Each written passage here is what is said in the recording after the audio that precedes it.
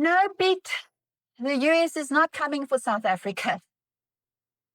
Honestly, the reaction to Venezuela and the US's actions on the 3rd of January 2026 has exposed something pretty clear.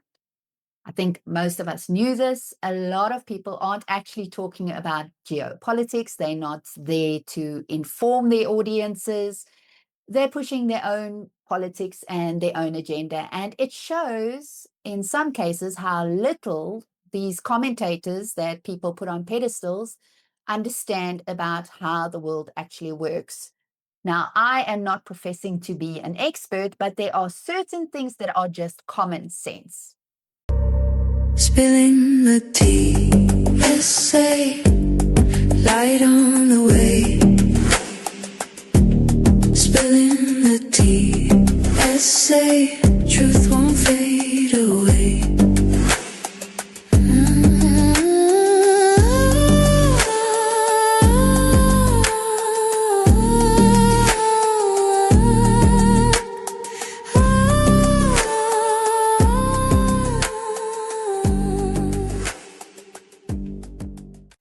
Welcome to Spilling the TSA. I'm Bianca, your host. But before we get into it, happy 2026. I mean that sincerely from the bottom of my heart.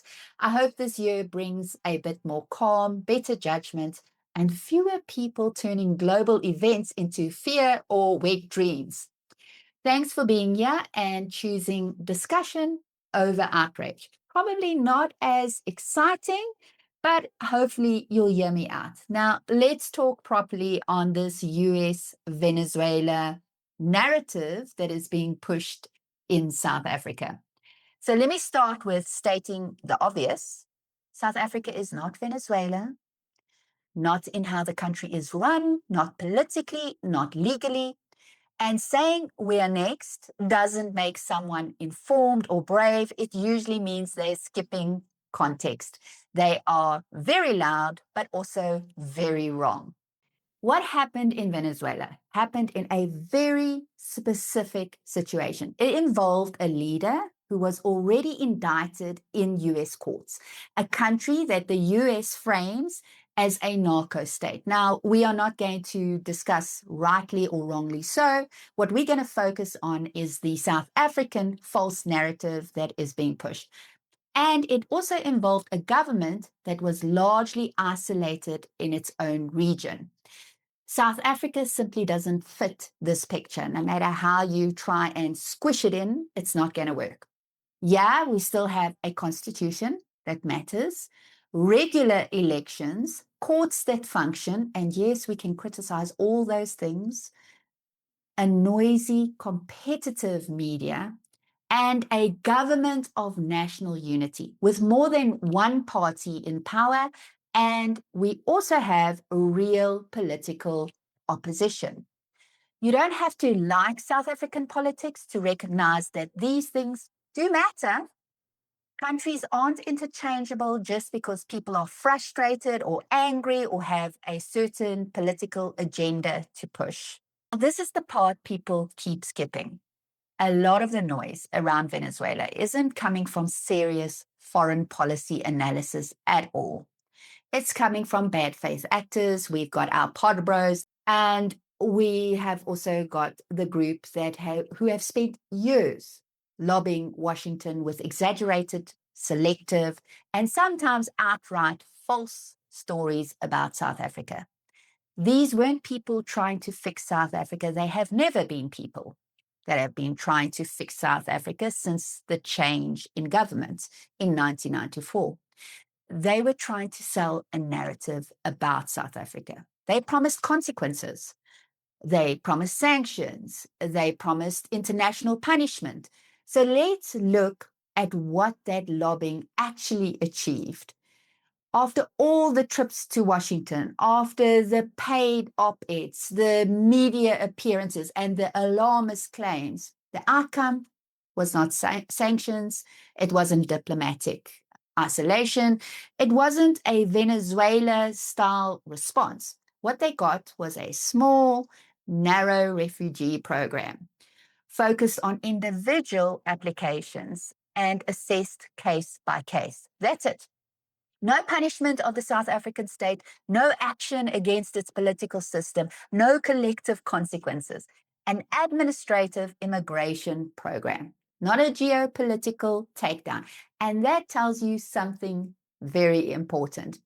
If Washington genuinely believed South Africa was this failed or rogue state that was persecuting a certain group of individuals, that response would have looked very different. You would have seen broad sanctions, financial restrictions, diplomatic isolation. Instead, what we actually saw was continued diplomatic engagement. And yes, since the ICJ case against Israel, there has been a volatile relationship, but there has still been continued trade discussions and a limited refugee channel aimed at individuals, not a country.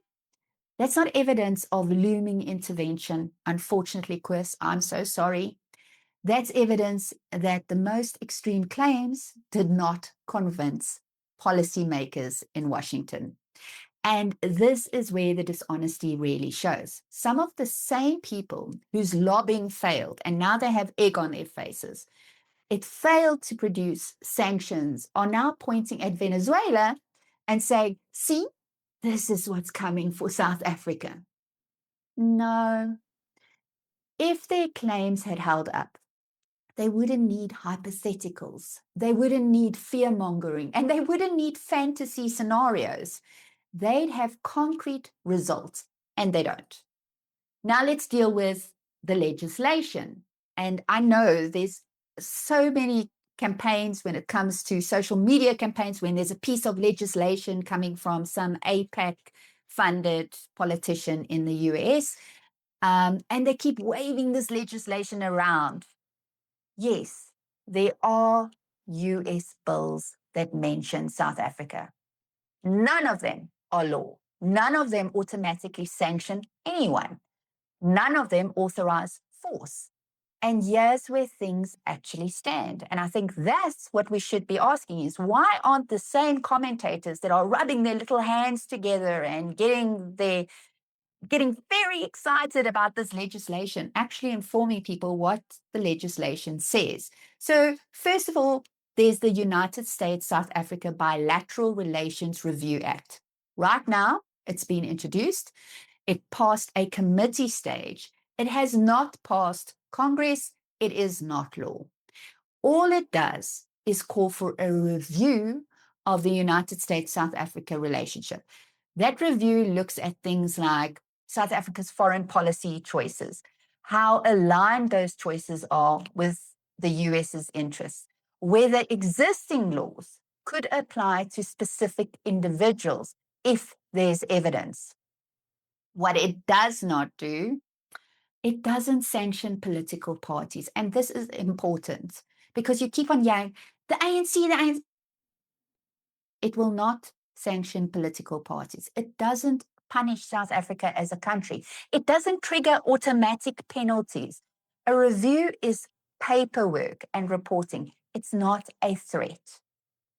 Second, there's the Senate bill linking that review to AGOA, the trade program that South Africa benefits from. Well, we could argue the exact benefit, but we're not going to get into that discussion right now. That bill has been introduced, has not passed, is not law. It looks at whether South Africa should keep receiving trade preferences. That's it. AGOA is about trade access, not sovereignty, not regime change, and definitely not military action. Third, there's a bill with a very dramatic name, the Addressing Hostile and Anti-Semitic Conduct by South Africa Act. Again, introduced, still in committee, not passed, no legal power. It calls for reports and assessments. So the strong title doesn't magically turn the proposal into a policy. And that's something we need to keep in mind. Then comes that wet dream that I have seen. And you get a lot of these videos on TikTok. And, oh, they're going after the ANC leaders next. No, That's not how this works. South Africa isn't run by one party or one person. We have a government of national unity, multiple parties in government, and a functioning opposition. And more importantly, the United States doesn't sanction political parties, bet. Not the ANC, not the DA, not the Freedom Front Plus, not the Patriotic Alliance, or any of the other parties that form the government of national unity. Not anyone. It sanctions individual people across any party when there's evidence of things like corruption or money laundering or sanction evasion. That isn't persecution, that's accountability. And if accountability feels threatening, that's a separate conversation. But again, I'm going to repeat, the United States does not sanction political parties. And I'm also going to repeat a very important point. We have a government of national unity with multiple parties in government and a functioning opposition. Then there's the oil argument. Now, I haven't seen that often when it comes to the United States' interest in South Africa, but we'll just cover it because it always shows up. If it was really about the oil in South Africa, what are we talking clicks? Venezuela matters to the United States because of energy markets and regional enforcement issues. South Africa simply isn't that kind of strategic prize. So trying to force that comparison doesn't make it true. So why does the story keep spreading? Because it's not about truth. It's about leverage and it's about tantrum throwing. Democracy didn't give a certain group of people the outcome they wanted. Courts didn't move fast enough for them. Elections didn't deliver the power they think they deserve. And institutions didn't bend. And instead of accepting that, instead of doing the hard, boring work of democracy, they chose a shortcut. They went to Washington. We've got a whole lot of pod bros pushing a certain narrative. None of them go with nuance, go with proper evidence, or go with good faith. So what we're relying on is, in these cases, is exaggeration, distortion, and then selectively told horror stories designed to shock and not inform, but also to keep their audiences on a steady diet of fear and also white victimhood and entire false narrative. So definitely not to assist groups in understanding how geopolitics works. So the groups that went to go and lobby in the United States, which we have seen now was a total failure, but they'll need to justify it somehow and have got egg on their face, all right? Because they sold South Africa as a collapsing, lawless, failed state, not because that was accurate. And yet I'm going to emphasize, I am not saying that we don't have problems in South Africa, but no, we still have a working democracy. But they sold this because it was useful. They wanted sanctions. They wanted punishment. They wanted foreign pressure to do what they couldn't do themselves. And after years of lobbying, after all the money that's gone into it, all the noise and the moral theater, what did they get? Not sanctions, not isolation, not intervention. Yes, the relationship is volatile, but it has got nothing to do with these lobbying groups, everything to do with the ICJ case. But what did they get? They got this small, narrow refugee program. That was the sum total of their influence. So what we are seeing is tantrum throwing and these fantastic stories and fear porn on X. That's not how geopolitics works. And instead of reflecting on their failure, they doubled down. Now we've got, oh, it's Venezuela fantasies, and we've got WhatsApp groups and networks with countdown clocks. Just wait, you'll see. That's not warning people. That's not assisting people dealing with what's happening in the world. It's manufacturing fear. It's people actively rooting for external forces against their own country because democratic accountability didn't work in their favor. It's people trying to frighten communities into submission, destabilize trust in institutions. Again, highlighting we have problems. We have areas that there are failures that we need to work at as South Africans and fix.